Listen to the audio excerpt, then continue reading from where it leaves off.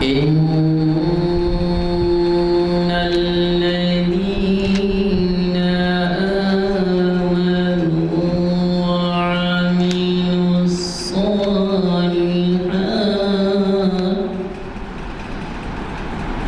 وعملوا الصالحات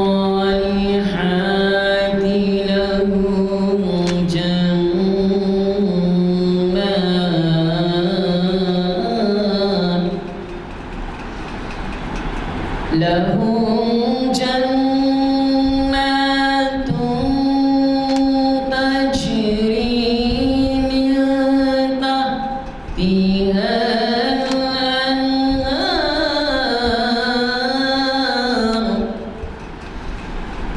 ذلك الفوز الكبير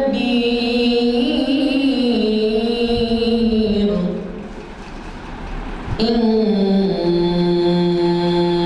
بطش ربك لشديد إنه هو يبدئ ويعيد صدق الله العظيم رحمۃ اللہ وبرکاتہ۔ حضرات، بعد رمضان کے شباب سے شروع ہونے والی نشست پہلی نشست ہے یہ، اور تاریخ اسلام لیکچر کا 141واں لیکچر ہے۔ آج 24 شوال مطابق 4 مئی 2024 ہفتے کا دن ہے۔ بعد اثر مسجد حاضہ کے کانفرنس ہال میں جو ہے تاریخ اسلام کا 141واں لیکچر ہے۔ آج کا عنوان ہے ہندوستان میں اسلام کا فروغ۔ مقرر ہیں جناب ڈاکٹر محمد ناظم علی صاحب۔ بہت ہی بہترین لیکچر ہے اور بہت ہی جو ہے اہم عنوان ہے، اور الحمدللہ مقرر بھی ہے۔ انشاءاللہ ہم ان کو سنیں گے۔ تعارف کے محتاج نہیں، ان سے ہم پہلے سے بہت واقف ہیں الحمدللہ۔ درس و تدریس سے ہی وابستہ رہے، ساری زندگی گزارے، اور گورنمنٹ کالج کے پرنسپل رہ چکے ہیں انہوں۔ میں ادباً ڈاکٹر محمد ناظم علی صاحب سے گزارش کرتا ہوں کہ وہ شہ نشین پر آئیں اور ہمیں اپنے لیکچر سے مستفید ہونے کا بسم اللہ الرحمن الرحیم۔ السلام علیکم حضرات۔ لگ بھگ 6 ماہ کے عرصے کے بعد، شاید اکتوبر میں یا سپٹمبر میں میرا ایک اقبال پہ لیکچر ہوا تھا۔ اس کے بعد حالات کچھ ایسے تھے کہ میں حاضر نہیں ہو سکا۔ ایک 3-4 مہینے بھی آؤٹ آف اسٹیشن تھا میں، اور اس کے بعد آج مجھ کو موقع ملا ہے۔ مجھے موقع دینے پر میں غلام احسانی صاحب کا اور ان کے اراکین کا اور ممبران کا شکریہ ادا کرتا ہوں کہ انہوں نے آج مجھ کو یہاں کہنے کے لیے انہوں نے مدعو کیا ہے۔ اور یہ تاریخ اسلام کا 1041واں لیکچر ہے، اور یہاں کے پروگرام کی خوبی یہ ہے کہ مقرر کو اس کی اپنی طرف سے عنوان دینا پڑتا ہے۔ بعض جگہ ہوتا یہ ہے کہ عنوان دیا جاتا ہے، تیاری کر کے آ کے لیکچر دیجیے آپ۔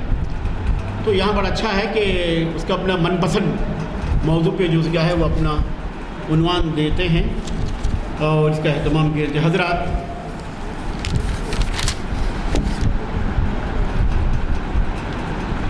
عنوان ہے، بہت بڑا عنوان ہے، ایسا تو بہت اس کے لیے بہت زیادہ وقت کی ضرورت ہے۔ ہندوستان میں اسلام کا فروغ۔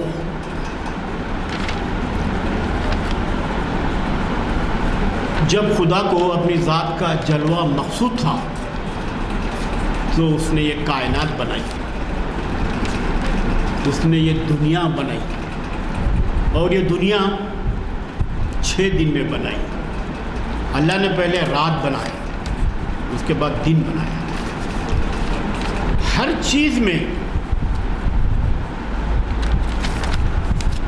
ایک مصلحت پوشیدہ ہے,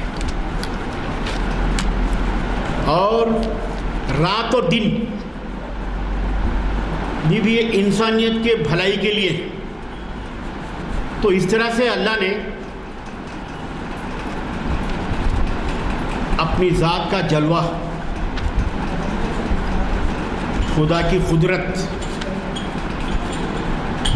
کو پیش کرنے کے لیے انہوں نے 1,24,000 پیغمبروں کو انہوں نے بھیجا, اور اپنے احکامات,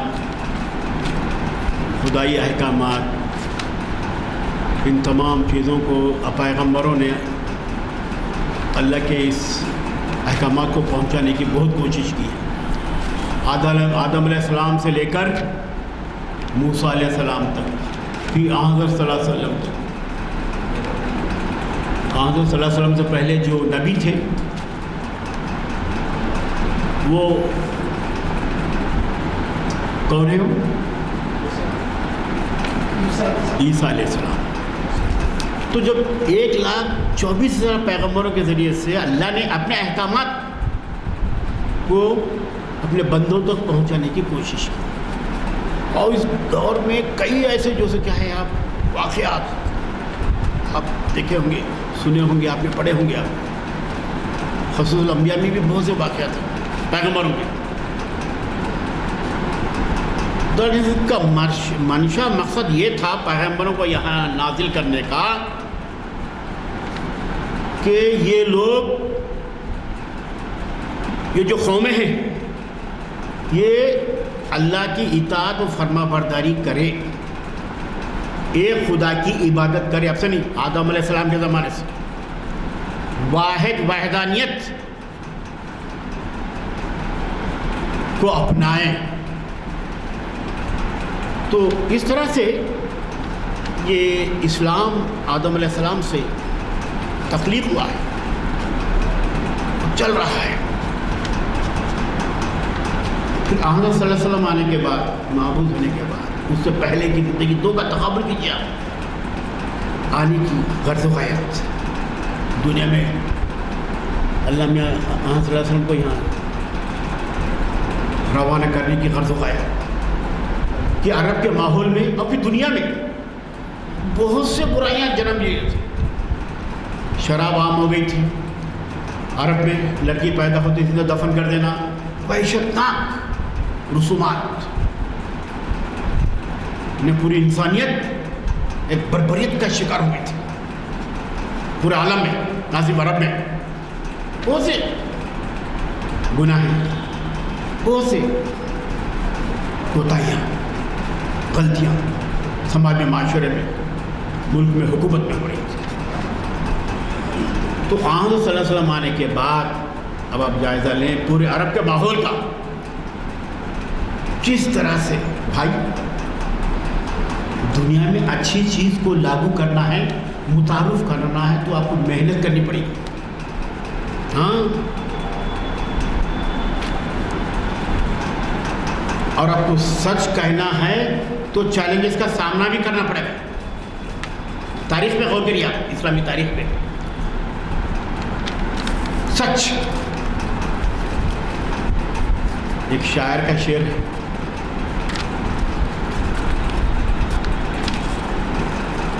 سچ کی قیمت کچھ نہیں, سچ تو شر کا بیج ہے, عابد سچ مت بول.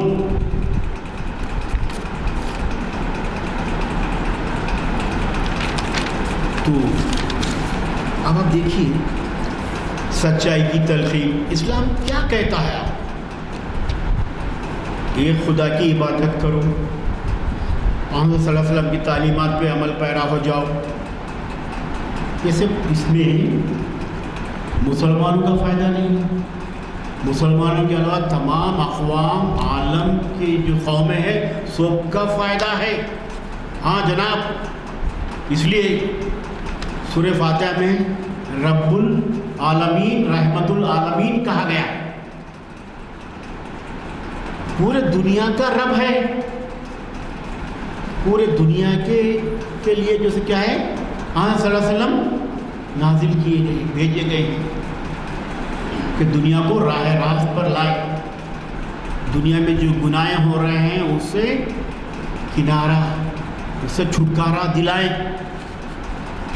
رحمت العالمین کہا گیا ہے. اب اس چیز کے لیے اب مکے میں تو جو واقعات ہوئے ہیں آپ جانتے ہیں. قریش مکہ, ابو سفیان ہو, ابو لہب ہو, ابو جہل ہو, آپ جانتے ہیں کہ کیسے کیسے جو کیا ہے لوگ وہ حالات پیدا کر دیے تھے. حضرت صلی اللہ علیہ وسلم کہ کیسی مخالفت کر رہے تھے لوگ. غار ہیرا میں سلام چلے آتے تو کوئی بات تھوڑا سا, غار ہیرا میں جاتے تھے, وہاں تنہا رہتے تھے. کبھی ابو بکر صدیق بھی آئے تھے, لیکن غار ہیرا میں یہ اس لیے پوائنٹ بتا رہا ہوں آپ کو, ایک ٹرننگ پوائنٹ ہے. غار ہیرا میں حضور جاتے تھے, وہاں عبادت کرتے تھے. صلی اللہ علیہ وسلم عبادت کرتے تھے, اللہ کی عبادت کرتے تھے, اللہ سے دعائیں مانگتے تھے وہاں. یہ اسلام میں صوفیزم بول کے ایک چیپٹر ہے, سبجیکٹ تو پورے جو صحت مند نظریں رکھتے ہیں وہ لوگ کہتے ہیں کہ اسلام میں صوفیزم کہاں سے شروع ہوتا ہے؟ غار ہیرا سے. غار ہیرا سے اس زمانے کے پروفیسر ہیں, انہوں نے بھی اپنے لیکچر میں کہا تھا, وہ لا کے پروفیسر ہیں, پرنسپل, کہ اگر ہم کیا ہے صوفیانہ تصوف کا آغاز اسلام میں دیکھتے ہیں تو ہم وہاں سے غار ہیرا سے شروع کرتے ہیں. وہاں جا کے کیا ہے خدا کی عبادت میں تنہا. ہاں تو اب عرب سے ہم پھر آگے بڑھیں گے. اب خود وہاں بہت سی جو کیا ہے مخالفتیں, بہت سی جو کیا ہے سازشیں عرب میں. صلی اللہ علیہ وسلم مابعوث ہونے کے بعد, اور پھر یہاں تک کہ کئی غزوات بھی ہوئے ہیں. رمضان کے مہینے میں جنگ بدر ہوئی. کیوں؟ اسلام کی بقا کے لیے, اسلام کے پھیلانے کے لیے. یہ غزوات کیا حکومت کرنے کے لیے یا جغرافیائی علاقوں کو اپنے حد میں کرنے کے لیے نہیں. اسلام خطرے میں پڑ گیا تھا, مجبوراً یہ غزوات کرنا پڑا. 2 ہجری جنگ بدر, 17 رمضان, 3 ہجری جنگ احد, جنگ خندق, غزوات خیبر, کئی جگہ, اور کئی صلح حدیبیہ, میثاق مدینہ, کیا کیا نہیں کرنا پڑا میرے بھائی. اور کیسی کیسی مصیبتوں اٹھا کے صلی اللہ علیہ وسلم, خلفائے راشدین, کیسے کیسے جو کیا ہے انہوں نے آزمائش مصیبت کا سامنا کرتے ہوئے یہ اسلام کو دنیا تک پھیلایا, دنیا میں پیش کیا. حضرت عمر رضی اللہ عنہ کے دور میں بھی اسلام بہت کئی ممالک میں جو پہنچ گیا تھا. اور ایک بات بتاؤں کیونکہ ذکر یہی ہو رہا ہے, 16ویں صدی عیسوی میں, سوری 6ویں صدی عیسوی میں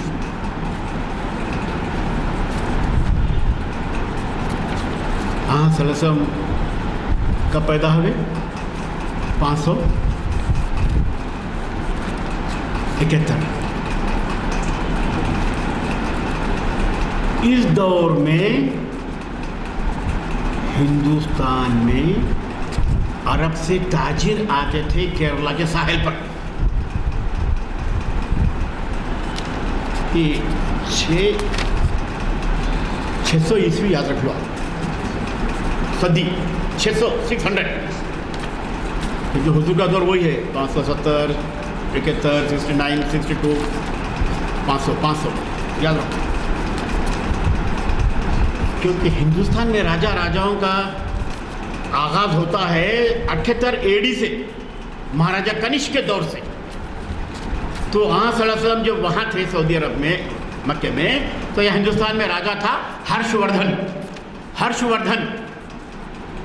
وردھن کے دور میں بھی لوگ عرب سے آئے, ہندوستان آئے, تجارت کی غرض سے آئے میرے بھائی.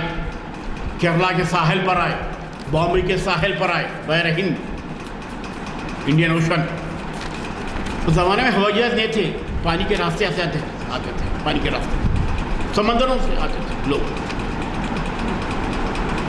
کچھ تجارت کرنے کی غرض سے آتے تھے, اور یہاں کا مال وہاں لے کر وہاں بھی جو ہے تجارت کرتے تھے, تاجر آتے تھے. اسی لیے لوگ بتاتے ہیں کہ کیرلا میں پہلی مسجد ہے قائم ہوئی, خود حضرت تمیم انصاری رضی اللہ تعالیٰ عنہ مدراس تمل ناڈو میں صاحبی کی مدار. تو یہ عمل دخل آنے جانے کا چلتا رہا. یہ اور بات ہے کہ اسلامی حکومتیں نہیں رہی علاقوں میں, ہندوستان میں نہیں تھی, ہمارے ہرش وردھن کی حکومت تھی یہاں. تو کچھ وفود کے ذریعے سے یہاں صلی اللہ علیہ وسلم نے وہاں کے میوے بھیجے ہندوستان. تو ہرش وردھن بھی یہاں کے جو کیا ہے میوے تحفتاً وہاں بھیجا. یاد رکھیے آپ, یہ اخلاقیات ہے. کوئی تحفہ دیتا ہے تو وہ بھی اس کے بدلے میں تحفہ عطا کرتے ہیں, یہ اخلاق. اب پھر اس کے بعد اسلامی حکومتیں توسیع اختیار کرتے گئی عرب سے آگے.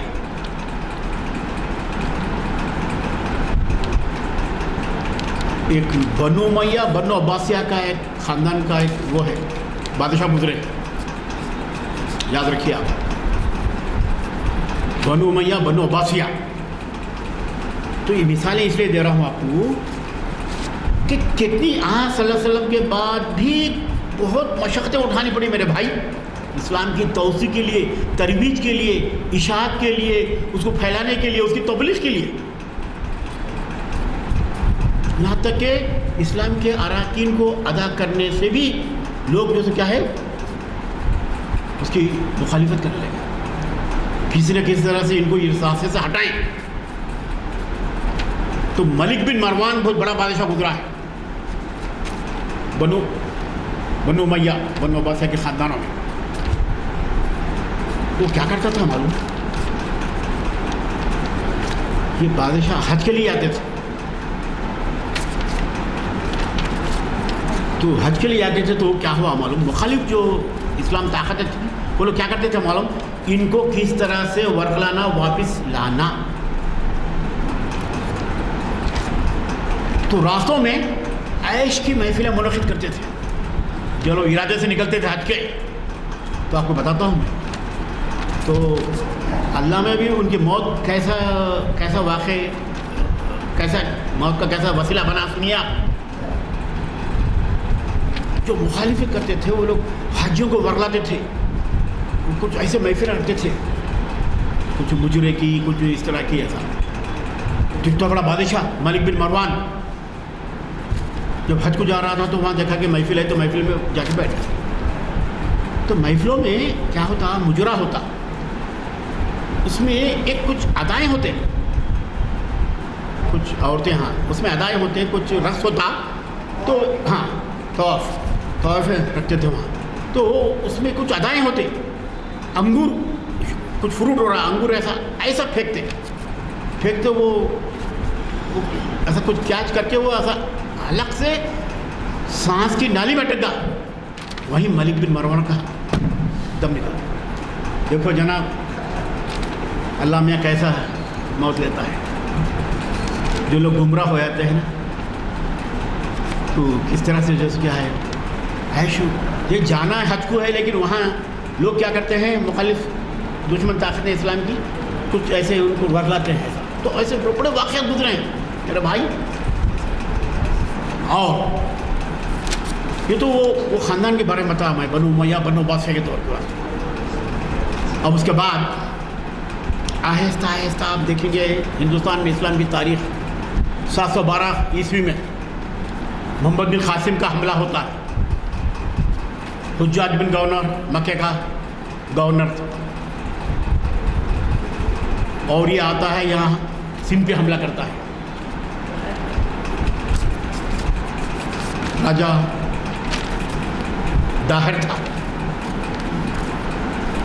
جب لوگ آتے ہیں تو جناب کچھ لین دین بھی ہوتا ہے، سودا سلوک بھی ہوتا ہے یہ لوگوں میں.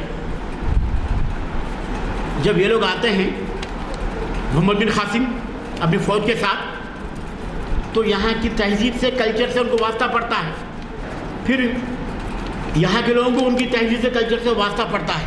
یہی لین دین ہے ہندوستان کا. غور سے سنیے آپ، دونوں کے اختلاف سے، دونوں کے امتزاج سے ایک مخلوط تہذیب ہندوستان میں جنم لینا شروع ہو گئی. تو محمد بن قاسم کا حملہ ہوا. اس کے بعد محمود غزنوی کا حملہ. اچھا، پھر آپ کے ذہن میں ایک بات آئی، یہ حملے کیوں ہوئے؟ یہ بات ہندوستان میں حملے کیوں ہوئے؟ کہ یہ ملک کو ہم اپنے زیر نگی کر لیں. ملک، حدود. محمود غزنوی تاریخ میں بتاتے ہیں کہ 17 مرتبہ حملہ کیا ہے. اس کے وزیروں نے، اس کے سپاہیوں نے اطلاع دی تھی کہ بھائی ہندوستان میں دولت زیادہ ہے،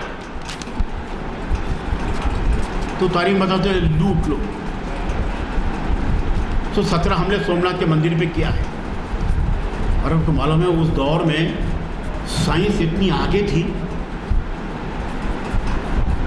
جب محمود غزنوی ہندوستان آیا تو سومناتھ کے مندر میں ایک ایسا مورتی ٹھہرا کرے، ہوا میں معلق ہے، اور مورتی کے پیٹ میں سونا ہے، اشرفیاں اندر. تو لوگ پریشان ہوئے، ارے یہ ہوا میں معلق ہے، کیا بات ہے؟ سپاہی بولے کیا ہے، کیسا ہے، اس کو نکالنا دیکھنا. دراصل کیا کرے معلوم، دو طرف دو اس طرح سے میگنیٹ رکھے، مقناطیس، بیچ میں یہ مورتی معلق ہو گئی. کشش ہوتی نا، کھینچتے نا دو طرف اس طرح سے. تو بڑا تعجب کرا ہے بادشاہ بھی، ارے واہ کیا سائنسی یہ فن ہے. آخر میں وہ مورتی کو جب نکالے دیکھے تو پورا اس میں پیسہ بھرا ہوا تھا. لیکن جناب محمود غزنوی بہت اعتقاد والا تھا، اسلام پہ بہت پورا اترتا تھا، علم کا دھنی تھا. ایک واقعہ بتاتا ہوں. یہ بادشاہ تھے، اسلام پہ عقیدہ رکھتے تھے، رب والی زندگی، اللہ کے احکامات پہ عمل کرتے تھے، لیکن کیوں انہوں نے اپنے مملکت، اپنے حکومت کے ذریعے سے کسی پہ زور زبردستی نہیں کیے دوسرے مذاہب کے ماننے والوں پہ. پورا تاریخ دیکھیے، اور کئی بادشاہوں کا ذکر کرتا ہوں میں. اب محمود غزنوی کیوں اسے بتا رہا ہوں آپ کو میں کہ ایک مرتبہ بہت عقیدت تھی جناب، خلفاء راشدین سے تھی، آنس الانزل تھی، اور پھر کبھی تابعین سے تھی. تو محمود غزنوی کے دربار کا ایک شاعر تھا فردوسی، یاد رکھیے آپ. فردوسی کو محمود غزنوی نے کہا کہ آپ ایک 50,000 اشعار شاہنامہ اسلام یہ مثنوی آپ لکھیے، اس کے عوض آپ کو میں چاندی کے اشرفیہ دوں گا.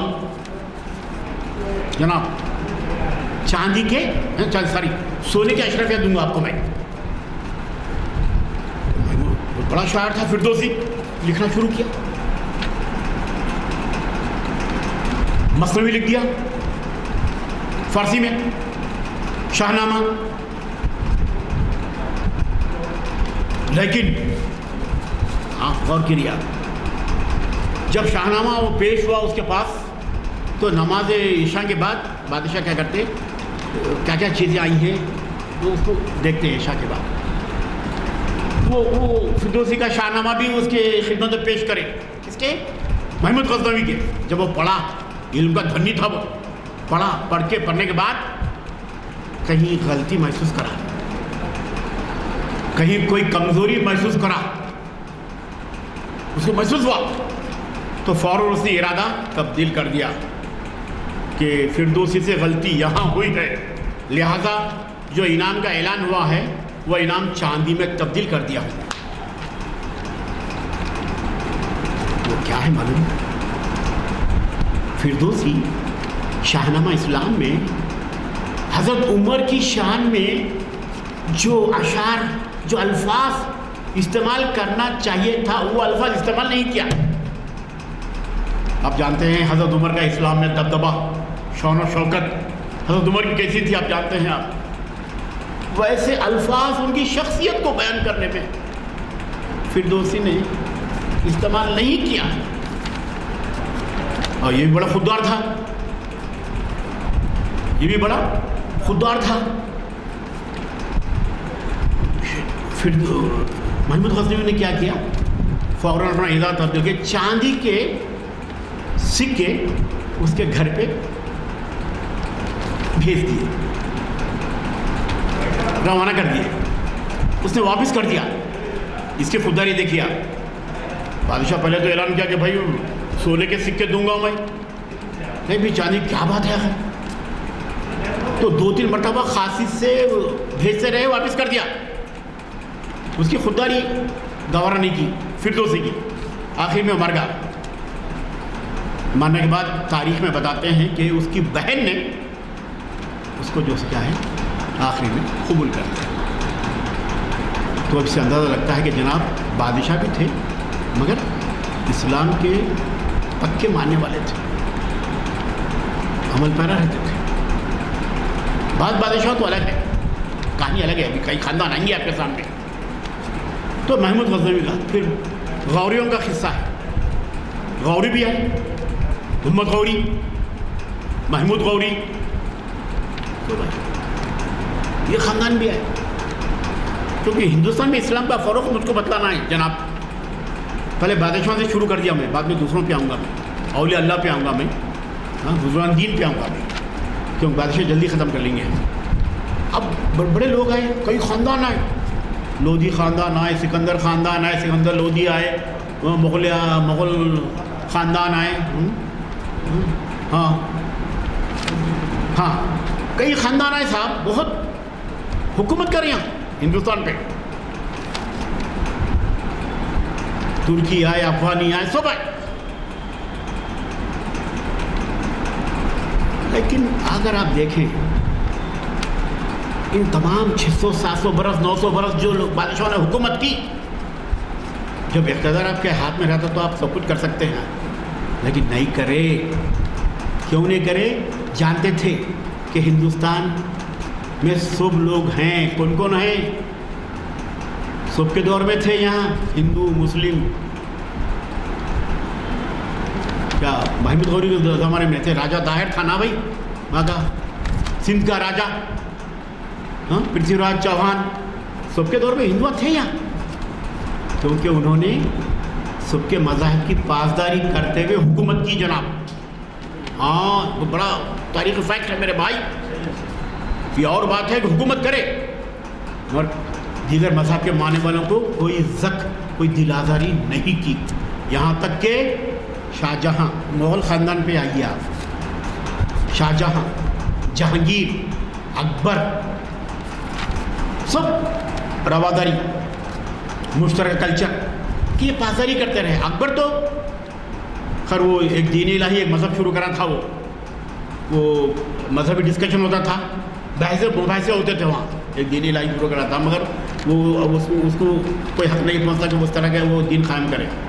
وہ بات غلط نکلی. وہ بعد میں کٹر جو مسلم تھے, بعض جو لوگ تھے اس کی مخالفت کرتے رہے دین الہی کے. اکبر کو زیب نہیں دیتا. کیوں؟ اسے کیا کرے, تمام مذاہب کو ملا کر ایک دین الہی بنا دیا. تم مذہب ہمارا پہلے سے آپ کو بنانے کی ضرورت نہیں ہے, آپ حکومت کر لیے چل جائیے آپ. تو اکبر نے قومی یکجہتی رواداری کے لیے جو کیا اس نے یہ کام انجام دیا. اکبر کا معاصر محمد خلیفۃ الشاہ یہاں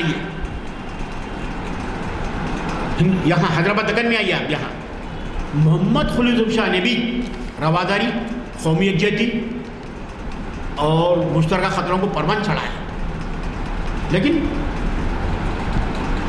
مذہبی اصولوں کا پابند تھا. ہاں جناب, بتاتا ہوں آپ کو بات. مکہ مسجد کی جب سنگ بنیاد کا مسئلہ آیا تو لوگوں میں اعلان کیا, ہے کوئی جس کی کیا ہے تہجد کی نماز, فجر کی نماز قضا نہ ہو, وہ آئے اور آگے بڑھے اور اس چادر کو تھام لے. پورے بدلے میں ایک دوسرے کو دیکھنے لگے. سب سے کچھ چھوٹی سی نمازیں, تہجد کی ہو, فجر کی ہو. آخری میں ادھر ادھر دیکھا, کوئی نہیں آ رہا مجمع میں سے. خود آگے بڑھا, آگے بڑھ کے اس کا سنگ بنیاد رکھ دیا. تب اندازہ لگیے جناب محمد خلیفۃ الشاہ کتنا متقی, کتنا پرہیزگار تھا, کیسا اس کا تقویٰ تھا. اندازہ لگیے. ایسی مثالیں آپ کو دے رہا ہوں مکہ مسجد کے بارے میں, اور اسی طرح سے اور بہت سی چیزیں. ان بادشاہوں نے اپنی تعمیرات میں بھی اسلامی ہندوستانی دونوں فنون کو پیش کیا. اسلامی طرز تعمیر کا رنگ بھی ہے. عثمانیہ یونیورسٹی کی بلڈنگ دیکھ لیجیے آپ, چار مینار دیکھ لیجیے جا کے آپ. تھوڑا ہندو کا طرز کا بھی ہے, تھوڑا اسلامی طرز بھی ہے وہاں. چار مینار جا کے دیکھیے آپ. مکہ مسجد دیکھیے آپ. مندروں میں جو ایسا اس طرح سے آگے نکلے ہوئے ہوتے نا, وہ دیکھیے آپ, غور کریے آپ. تو دونوں فن تعمیر کا امتزاج ملتا ہے آپ کو. تو محمد خلیفۃ الشاہ بھی حیدرآباد دکن نے اپنے مذہب پہ عمل پیرا ہوتے ہوئے تمام مذاہب کے لوگوں کی پاسداری کی. میرے بھائی, کسی کی دل آزاری نہیں کی. اور ان بادشاہوں کے دور میں دینی کام بھی ہوتا رہا. ان بادشاہوں کے درباروں سے وابستہ اور اس دور کے جو لوگ تھے, صوفی, اللہ والے, بزرگان دین, ان لوگوں نے بھی بہت کام کیا. دین کی تبلیغ کا کام کیا. قطب شاہی خاندان کے 7 بادشاہ گزرے, ان کے دور میں بھی بہت سے ولی اللہ لوگ تھے. خود یہ یوسف بابا, شریف بابا, یہ درگاہ ہے نا. اورنگزیب عالمگیر کے دور میں کیسے کیسے موجود ہوتے. میرے قرآن کی تلاوت کر رہے ہیں بیٹھے ہوئے دونوں بھائی, اور تیز ہوائیں چل رہی ہیں اور گلگنڈہ فتح نہیں ہو رہا ہے. تو اتنے پریشان ہو کر آیا کہ بھائی اتنے ٹمٹماتے چراغ میں آپ تلاوت قرآن کیا ہے, قرآن کی تلاوت کر رہے ہیں آپ یہاں, چراغ بجھتا نہیں. ان بادشاہ کے دور میں بھی بڑے بڑے اللہ والے لوگ تھے میرے بھائی, بہت. خود شیخ سلیم چشتی سکندرہ میں, وہاں اکبر کے دور میں. اور اس کے بعد پھر اب یہ جتنے بھی بزرگان دین ہیں نا, انہوں نے تحریری طور پر دین کی خدمت کی. ابھی تو بزرگان دین پہ آیا ہوں. ہاں, ان کے ملفوظات,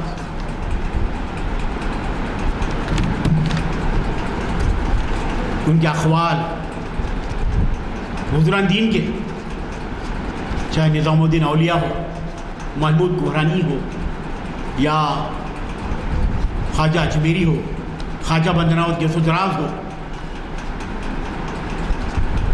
لوگ یہاں آ کر ہندوستان میں دین کی تبلیغ کرنے لگے. اور ولی اللہ کا تعلق عوام سے ہوتا ہے, خواص سے نہیں ہوتا, معاف کرنا. اللہ والے لوگوں کا تعلق, بزرگان دین کا تعلق عوام سے راست ربط ہوتا ہے, پبلک سے. اس لیے ان لوگوں نے پبلک میں اپنے دین کی تبلیغ کی, اپنے واعظ, اپنی نصیحتیں یہ لوگ پیش کرتے رہے. خواجہ اجمیری کا بھی وہی کام تھا. انہوں نے دین کی تبلیغ کی, انہوں نے جو سے کیا دین کو پھیلایا. بزرگان دین کی کیا ہے وسیلے سے ہندوستان میں دین پھیلا. اورنگزیب عالمگیر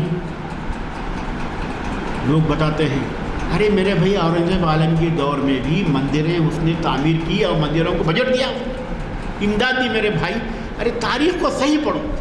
اور ہم لوگ کیا کرتے ہیں یہ پتہ نہیں ہے بھائی, یہ ہسٹری ہے تاریخ. دیکھو تاریخ کو کبھی بھی جانبداری سے نہیں سننا. نتھنگ. جنگیں ہوتی جنگیں تاریخ میں ہوئی جنگیں. ارے اکبر اعظم, سکندر اعظم بڑی بڑی جنگیں لڑے. ہاں نیپولین بوناپارٹ, ہاں کئی ہٹلر ہے, کئی جنگیں ہوئی میری. پہلی عالمی جنگ, دوسری عالمی, تیسری جنگیں ہوتی بھائی. یہ جنگوں کو اور یہ تمام چیزوں کو کیا کرنا ہمیں معلوم ہے. تاریخ میں فاتح اور مفتوح کے تناظر میں دیکھنا, تعصبات نہیں برتنا اور غلط بیانات نہیں دینا. تاریخ میں فاتح اور مفتوح یہ لوگ حکومت کرتے رہے. حکومت علاقوں پہ کرے, جغرافی حد بندیوں میں کرے یہ لوگ حکومت. ابھی میں نے کہا 650 سال 700 سال 900 سال حکومت کرے ہندوستان میں, تبلیغ نہیں کرے دین کی. کون؟ بادشاہ, مغل بادشاہ, غوری, غزنوی, یاد رکھو آپ 900 سال حکومت کرے, 700 سال. کبھی مذہب کو زبردستی آپ پہ نہیں مسلط کرے, کسی ہندوؤں پہ, عیسائیوں پہ, سکھوں پہ نہیں کرے, کبھی بھی نہیں کرے. ہاں اپنے اپنے مذہب پہ عمل پیرا ہوتے رہے. شاہجہاں پہ نماز نہیں چھوڑا, فجر پڑھا, تہجد پڑھا, اکبر بھی پڑھا, محمد قلی شاہ بھی پڑھا, ابوالحسن ثانی شاہ بھی پڑھے. مذہب پہ برابر عمل پیرا رہے, لیکن سب کی نگہداشت, رعایا پرست, رعایا پروری یہ لوگ کرتے رہے. یہ وصف تھا ان میں. ان کے دور کے جو اولیاء اللہ ہے, بزرگان دین ہیں, بزرگان کرام ہیں, انہوں نے مذہب کو آگے بڑھایا اور اہم اہم کتابیں لکھی. حدیث کی کتابیں مرتب کی ہیں. ہاں بخاری شریف, ہاں کئی کتابوں انہوں نے مرتب کیا ہے. دیکھو جناب, صحیح حدیثوں کو جمع کر کے کتاب مرتب کرنا, ہاں صحیح حدیثوں کو, یہ کام ان لوگوں نے کیا ہندوستان میں, یہاں کے لوگوں نے. بخاری شریف اور دیگر بڑے جو سے کیا ہے اولیاء اللہ تھے, بہت بڑا کیا ہے دین کا کام انجام دیا انہوں نے. ارے صاحب میں آپ کو کیا بتاؤں, یہ لوگ تقوی کے بارے میں اگر بات کروں تو آپ پریشان ہو جائیں گے. آپ ان کے تقوی کے بارے میں بات کروں تو میں ایسا اعلیٰ درجے کا تقوی تھا میرے بھائی, اعلیٰ درجے کا ایسا تقوی تھا کہ 8 دن کا روزہ, 5 دن کا روزہ, افطار ہوا, ایک کھجور کھائے, پھر کنٹینیو 9 سحر کنٹینیو روزہ. ایسا تقوی تھا میرے بھائی ان لوگوں کے, یہ بزرگان دین کا میرے بھائی کیسا تقوی تھا. اب اندازہ لگائیے کہ حضرت مختار کاکی رحمۃ اللہ علیہ, نظام الدین اولیاء اور بہت سے ہندوستان کی سرزمین, اولیاء اللہ کی سرزمین ہے میرے بھائی, ان کے ذریعے سے اسلام ہندوستان میں پھیلا. اور بادشاہوں کے دور میں یہ اولیاء اللہ بھی یہاں خدمات انہوں نے, اولیاء اللہ کی خدمات بہت مشہور ہیں دین کے پھیلانے میں, دین کو آگے بڑھانے میں. اور انہی بادشاہ کے دور میں فارسی زبان میں, اردو زبان میں شاعری بھی ہوتے رہی. شاعری کے ذریعے سے بھی دین کی تبلیغ کی جاتی رہی.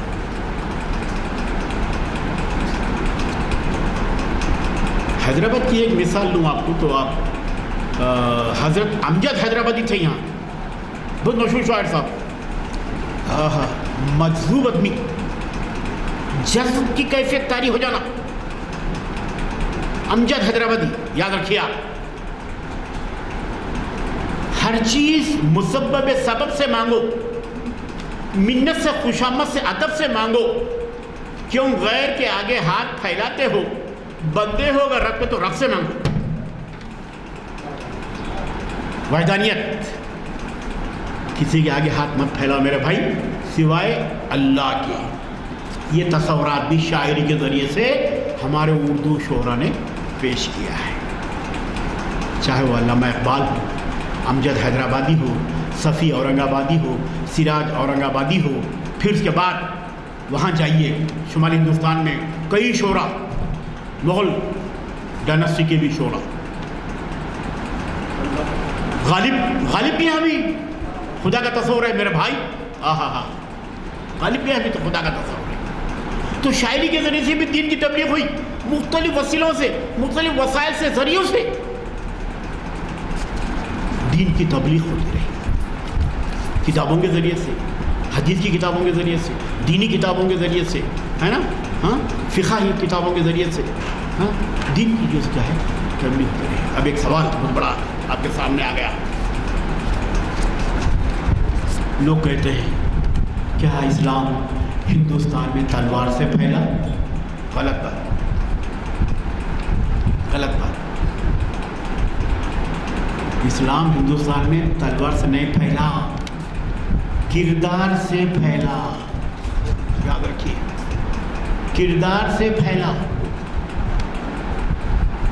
بزرگان دین نے محبت، اخلاص، خلوص سے اپنی بات رکھی عوام میں، کسی سے زور زبردستی کوئی مثال نہیں ملتی۔ آپ ولی اللہ کا آپ جائزہ لیجئے، کئی ولی اللہ گزرے یہاں میرے بھائی، ہر علاقے میں، گجرات میں کئی ولی اللہ ہے، حیدرآباد میں کئی ولی اللہ، دلی میں کئی ولی اللہ ہے، پنجاب میں کئی ولی اللہ والوں کے مزارات ہیں، مقبرے ہیں میرے بھائی، کہیں بھی زور زبردستی ایک نشان تاریخ میں نہیں ملتا۔ صرف ہندوستان میں کبھی بھی تلوار کے ذریعے سے نہیں پھیلا اسلام، محبت، خلوص، اور پھر لکم دینکم ولی الدین، تم تمہارے مذہب پہ چلو، میں میرے مذہب پہ چلو۔ اس تصور پہ، اس نظریے پہ عمل کرتے تھے لوگ، اور اس دور کے لوگ قرآن سے استفادہ کرتے تھے، قرآن کو فارسی میں سمجھتے تھے، کئی ایسے ترجمے قرآن شریف کے ہوئے۔ اردو میں عبد القادر صاحب پہلی مرتبہ قرآن کا ترجمہ کیا ہوا اردو میں، عبد القادر،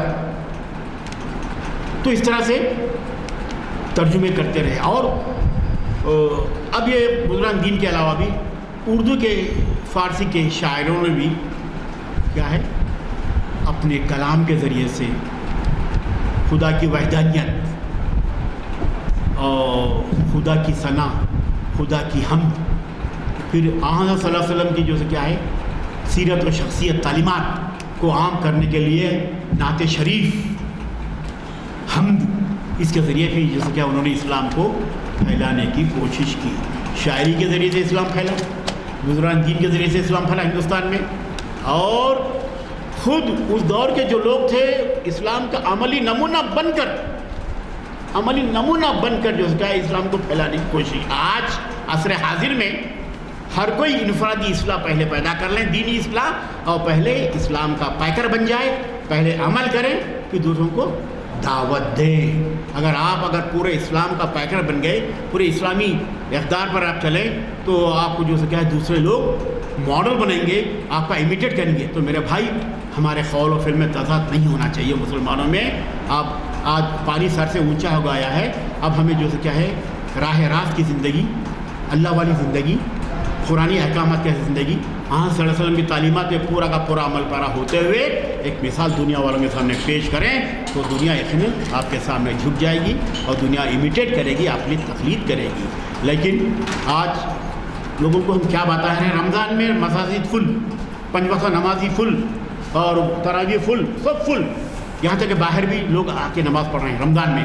اب رمضان کے بعد دیکھا تو میں کیا ہو رہا ہے، عشاء میں 1 صف 1.5 صف نمازوں کا دیکھ لو۔ نماز تو پہلے پوچھے وہاں، پہلے وہاں آپ کی تفتیش ہے، احتساب پہلے ہوتا ہے آپ کا نماز کا، نماز کتنے نمازیں چھوڑا کیا ہے۔ اور صلی اللہ علیہ وسلم جب معراج شریف جا رہے تھے تو وہ جبریل علیہ السلام بتا رہے تھے کہ یہ کون ہے، کیا ہے، تو بتا دیں یہ لوگ نماز چھوڑنے والے ہیں، ان کو پتھر سے سر کچل رہا ان کا۔ تو میرے بھائی، نماز چھوٹنے میں کتنی بڑی سزا ہے میرے۔ تو اس طرح سے یہ ایسے حالات جیسے کیا ہے اسلام میں، لیکن آج ماحول بڑا دور جاہلیت جیسا ماحول اس سے بھی زیادہ سنگین پیدا ہو گیا ہے، لہٰذا ہمیں سیاسی بصیرت کی ضرورت ہے، ہمیں ہوشیار ہو جانے کی ضرورت ہے، چوکن ہونے کی ضرورت ہے. جو حالات جیسے ہیں اس کا چیلنجز جو ہے اس کا مقابلہ کرنے کی ضرورت ہے. لیکن آج بھی ہم اپنے اپنے مقامات پر ہم اپنے اسلام کے ہمیں کیا ہے ترغیب کرنا چاہیے، تربیت دینا چاہیے، اسلام کو فروغ دینے کی کوشش کرنا چاہیے. خاص طور پر نوجوانوں میں جو کیا ہے تربیت کی بہت ضرورت ہے. بھائی انگلش میڈیم کے بچے اسلام سے بہت دور ہو گئے ہیں، پہلے اپنوں میں بھی زیادہ جو کیا ہے اسلامی کام کرنے کی ضرورت ہے. لہٰذا ان بچوں کو گرمائی تعطیلات میں بھی جو کیا ہے اسلام سکھایا جا رہا ہے اور قرآن بھی سکھایا جا رہا ہے. کئی مساجد میں جو کیا ہے قرآن فہمی کی کلاسز چل رہے ہیں. تو لہٰذا ان سے اگر استفادہ کریں تو یہ آخرت کا سودا ہے. تو یہ بچے اسلام سے آگاہی حاصل کر سکتے ہیں، اسلامی تربیت حاصل کر سکتے ہیں. لہذا اب ہم بھی کوشش کریں، انفرادی کوشش کریں، ہر کوئی چاہے اسلام کو فروغ دینے کی کوشش کرے. ہندوستان کا ماحول ایسا آج ہو گیا ہے، لیکن پہلے زمانے میں ایسا نہیں تھا. لیکن آپ دیکھ رہے ہیں کہ کئی ایسے زور زبردستی کے مذہبی مثالیں ہمیں مل رہے ہیں. لیکن میں بتاتا ہوں میرے بھائی، ہندوستان کا کوئی مسلمان چاہے محمد بن قاسم سے لے کر آج تک کوئی کسی کو آج تک زبردستی کلمہ پڑھو نہیں کہا میرے بھائی، کبھی نہیں کہا، زبردستی کبھی نہیں کہا. اس کے اپنے کیا ہے محبت سے خلوص سے اگر انہیں کلمہ پڑھتا ہے تو کوئی اور بات ہے. لیکن زور زبردستی کے مذہبی نعرے دے کر لوگوں کی جان لینا یہ انسانیت سوز حرکت ہے، یہ بہیمانیت ہے، یہ درندگی ہے میرے بھائی. تو ایسا ہمیں نہیں کرنا چاہیے. ارے مذہبی اقدار، مذہبی اصول محبت سے پھیلتے ہیں، اخلاص سے پھیلتے ہیں میرے بھائی، زور زبردستی سے نہیں پھیلتے اور اس کو نقصان ہوتا ہے اور اس کا خسارہ ہوتا ہے اس مذہب کا. تو لہٰذا میں نے دیکھا، ابھی آپ کو ایک مثال دیا کہ کسی نے بھی کوئی بھی مسلمان 712 سے لے کر 2024 تک کبھی بھی کسی کو زبردستی سڑک پہ روک کے وہاں روک کے کلمہ پڑھانے کی کوشش نہیں کی. مثال اگر آپ بتا دیں نہیں ہے، کئی ایسی مثالیں ہے ہی نہیں ایسا.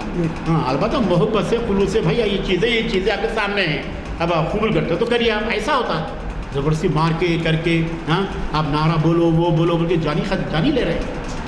ہجومی تشدد، ارے ہندوستان کے ساتھ متاثر ہو رہی ہے میرے بھائی، ہندوستان کی نیک نامی متاثر، گڈ ول متاثر ہو رہا ہے میرے بھائی. ارے ایسا کیوں رسوا بدنام کر رہے ہیں میرے اتنے اچھے ملک کو. تو لہٰذا ہندوستان میں ہمیں کیسے بھی حالات ہو بھائی اسلام کو فروغ دینے کی کوشش کرنا چاہیے. آج ٹیکنالوجی کے کئی وسیلے بھی آ گئے ہیں، اس کے ذریعے سے بھی آپ اسلام کو آگے بڑھا سکتے ہیں، اس کا ارتقاء، اس کی ترویج اور اس کو ترقی آپ عطا کر سکتے ہیں. انہی چند کلمات کے ساتھ میں منتظمین کا شکریہ ادا کرتا ہوں کہ وہ موضوع بہت بڑا ہے اور بہت باتیں اور کر سکتا ہوں میں. ابھی کئی ایسے جیسے مثالیں دے سکتا ہوں، کئی نظمیں ہیں، کئی غزلیں ہیں جس میں وحدانی کا تصور ہے. تو انشاءاللہ پھر دیکھیں گے آئندہ. تو بہرحال میں منتظم کا شکریہ ادا کرتا ہوں، انہوں نے مجھ کو کچھ کہنے کا موقع فراہم کیا. شکریہ صاحب. جزاکم اللہ خیر. آپ آئیں ہرشوردھن کے دور کی مثال دیا. السلام علیکم ورحمۃ اللہ وبرکاتہ. الحمدللہ ماشاء اللہ عنوان کے حساب سے بہت ہی ذخیرہ تھا، بہت تھا، مگر پھر بھی الحمدللہ چونکہ یہ درس و تدریس سے وابستہ ہے، ان میں کافی قابلیت رکھتے ہیں، کم وقت میں بہت اہم نکات اپنے سامنے رکھ دیتے ہیں. یہ ان کا جو ہے وہ ہے، ایک عام آدمی یہ نہیں کر سکتا. ہم تو جتنا سنے ہیں اتنا بھی ریپیٹ کرنا ہمارے لیے مشکل ہے. اللہ تعالیٰ سے دعا ہے کہ ان کے علم میں ترقی دے، برکت دے، ان کی عمر دراز کرے اور ہمیں آئندہ بھی ان کو سننے کا موقع فراہم فرمائے. بہت ہی خوبصورتی کے ساتھ اہم نکات انہوں نے اجاگر کر کے ہمارے سامنے رکھے. بے شک ہم اسلام کبھی بھی زبر سے زور سے نہیں پھیلا، اپنے کردار سے پھیلا ہے اور خود اپنے دل سے خواہش ظاہر کر کے ہوئے. کوئی بولا بھی آپ کلمہ پڑھیے بول کے، خود ہی بولے بھائی میں اسلام قبول کرنا چاہتا ہوں. یہ ایک خصوصیت ہے اسلام کی، دوسرے مذاہب میں ایسا نہیں ہے. یہ بول وہ بول کوڑا رکھ کے مار کے کر کے جو ہے کر رہے ہیں وہ بالکل غلط ہے. الحمدللہ ہمارے پاس ایسا نہیں ہے. میں شکریہ ادا کرتا ہوں، بہت کم وقت میں بہت اچھے طریقے سے کر دیے اور اللہ آپ کے علم میں ترقی دے، برکت دے. الحمدللہ الحمدللہ رب العالمین. اللہم صلی علی سیدنا محمد وعلی آل سیدنا محمد وبارک وسلم. ربنا آتنا في الدنيا حسنة وفي الآخرة حسنة وقنا عذاب النار وأدخلنا الجنة مع الأبرار. يا عزيز يا غفار يا رب العالمين. رب اغفر وارحم أنت خير الراحمين. اللهم ارحمهما كما ربياني صغيرا. رب اغفر لي رب اغفر لي رب اغفر لي.